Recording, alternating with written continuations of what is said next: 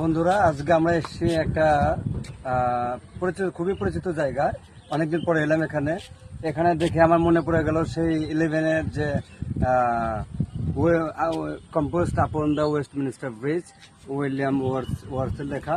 সেটার সঙ্গে এটা অনেকটা মিল আমরা দেখতে পাচ্ছি। এটা খুবই পরিচিত, জায়গাটার নাম হচ্ছে কাটাবাড়ি। তো এই যে ব্রিজটাতে আমরা এসে আছি, ব্রিজটা ঠিক সেই ওয়েস্টমিনিস্টার ব্রিজ ধরা চলে।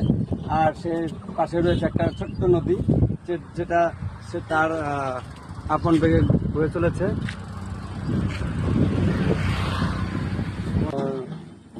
নমস্কার। তো সেই ছোট নদী বয়ে চলেছে তার আপন বেগে।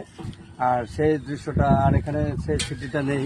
যে শহরটা ঘুমন্ত অবস্থায় ছিল, সেটা ছিল খুব সকালের আবহাওয়া, খুবই ভোরবেলার। কিন্তু আমরা এখন এটা এসেছি বিকেলের আবহাওয়ায়। এখানে শুধু মাঠ আর মাঠ, কিন্তু অনেকটা মিল রয়েছে কবির মধ্যে। কবির কবিতায় যা লিখেছে, সে ছোট ব্রুক লেক সেখানে রয়েছে। আর সে ব্রিজটা সে উঁচুতে রয়েছে। মনে হচ্ছে আমরা সে ওয়েস্টমিনিস্টার ব্রিজে দাঁড়িয়ে আছি। হ্যাঁ, খুব সুন্দর।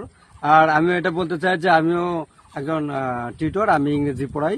তো যে সমস্ত ছাত্ররা ইংরেজি পড়তে চায় বা স্পোকেন ইংলিশ শিখবে, তারা অবশ্যই যেন আসে।